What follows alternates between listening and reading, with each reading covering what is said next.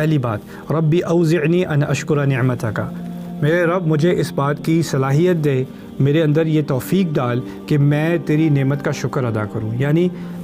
دیکھیے ایک خاص عمر میں آ کے کیونکہ ہمارے اوپر ذمہ داریاں بڑھ جاتی ہیں نا،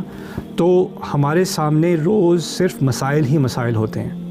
یہ کام مکمل نہیں ہوا، یہ بل پے نہیں ہوا، یہ جھگڑا جو ہے یہ ریزالو نہیں ہوا، یہ کانفلکٹ ختم نہیں ہو رہا، یہ کیس چل رہا ہے، سارے یعنی ہر طرح کے مسائل، اور آپ کے سارے آپ کے ڈیپینڈنٹ بن جاتے ہیں نا۔ بچوں کو آپ کی ضرورت ہے، اسپاؤس کو آپ کی ضرورت ہے، پیرنٹس کو آپ کی ضرورت ہے، آپ کے چھوٹے بہن بھائیوں کو آپ کی ضرورت ہے، کو ورکرز کو آپ کی ضرورت ہے، ہر کوئی آپ پر کوئی نہ کسی قسم کا پریشر ڈال رہا ہے، اور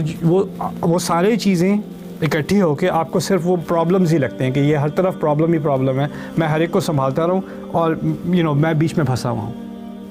اس سچویشن میں انسان کیا ہوتا ہے، بہت نیگیٹو، پیسمسٹک، سٹریسڈ ہو جاتا ہے،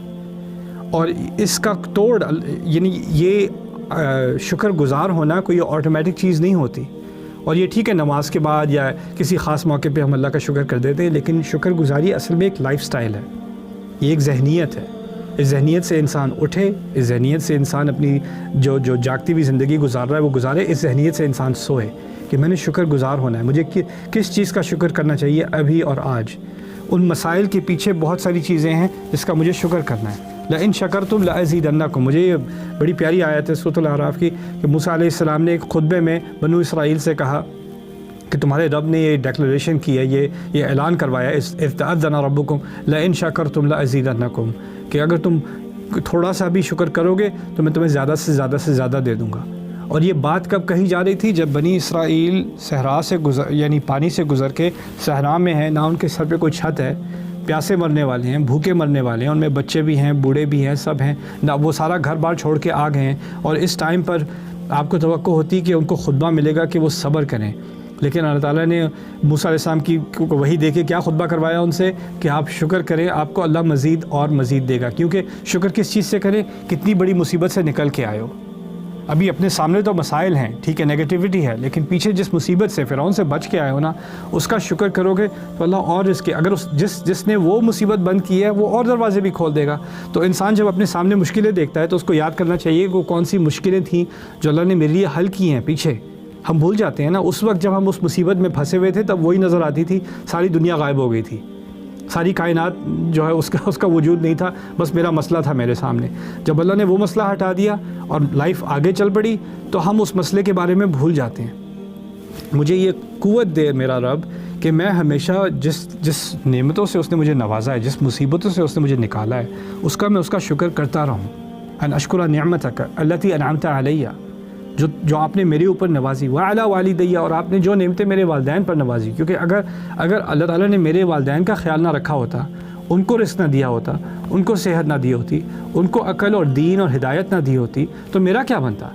میں جو چیزیں آج انجوائے کر رہا ہوں، جو چیزیں میں اکمپلش کر چکا ہوں، وہ کیسے ہو سکتا تھا اگر میری تعلیم نہ ہوئی ہوتی، اگر میرے سر پہ چھت نہ ہوتی، اگر میرے پاس روٹی کپڑا نہ ہوتا۔ وہ جو کچھ آپ نے بلڈ کیا ہے، انسان کو کیا لگتا ہے کہ یہ میں نے بنایا ہے، میں نے اپنی محنت کے بلبوتے پر بنایا ہے، میں نے ڈگری حاصل کی ہے، میں نے کام کیا ہے، میں نے بزنس شروع کیا ہے، میں نے تعلیم حاصل کی ہے، میں نے یہ اکمپلشمنٹس کی ہیں، میں نے یہ انویسٹمنٹس کی ہیں، میں۔ لیکن جو یہ میں ہے یہ اپنے والدین کے بغیر ایگزسٹ کر نہیں سکتا تھا، اور وہ ان کے پاس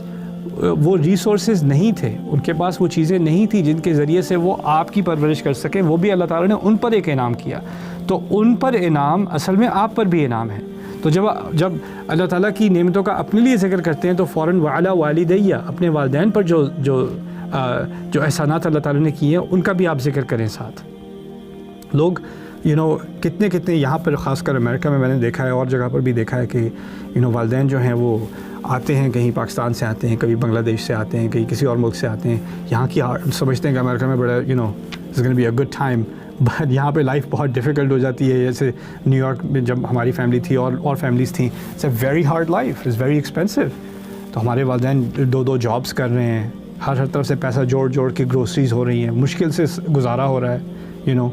اور وہ سارا کچھ کر کے کسی مشکل طریقے سے اپنی بچی کی، بیٹی کی فیسیں بھری جا رہی ہیں، اس کی تعلیم کا انتظام ہو رہا ہے، اس کے لیے کوئی گاڑی کہ وہ جاب پہ پہنچ جائے، کچھ کر لے، وہ ساری چیزیں اتنی محنتیں کر کے لوگ یعنی پروفیشنل لوگ اتنے کام کر کے اتنا اپنے آپ کو سیکریفائس کر کے کہ ہمارے بچوں کا اچھا فیوچر بن جائے. اور وہ بچے جب تھوڑے سے ان کے اپنے پیسے بننے شروع ہو جاتے ہیں, ان کا کریئر ہو جاتا ہے, تو وہ ماں باپ کو ایسے گاربیج کی طرح نا, جیسے وہ کوئی چیز ہے ہی نہیں, انہوں نے کچھ کیا ہی نہیں تھا. وہ سارے سال جو انہوں نے گزارے اس بچے کو ایک فیوچر دینے کے لیے, جب اس بچے کے سامنے تھوڑی سی لگژری آئی تو ماں باپ جیسے کوئی ایک انوئنگ سی, کوئی ایک ایسی چیز جو بس کھانے کے لیے ہوتی ہے کہ خواہ مجھے تنگ کرتے رہتے ہیں, پتہ نہیں کیوں مجھے کال کرتے رہتے ہیں, ان کے ساتھ ٹائم گزارنے سے آپ کو سانس زیادہ بھاری ہو جاتی ہے. یہ کیا زیادتی ہے یہ. اور اسی لیے اللہ تعالیٰ نے یہاں ہم سے دعا کروائی ہے یہ کہ مجھے میری ذہنیت بدل دے میرے رب, مجھے توفیق دے کہ میں واقعی شکر گزار بنوں, اور شکر گزار بنوں ان نعمتوں کا جو آپ نے میرے والدین پر کی, اور ہو سکتا ہے جو نعمتیں ان پر کی ان کی وجہ سے مجھ پر زیادہ نعمتیں ہوئیں.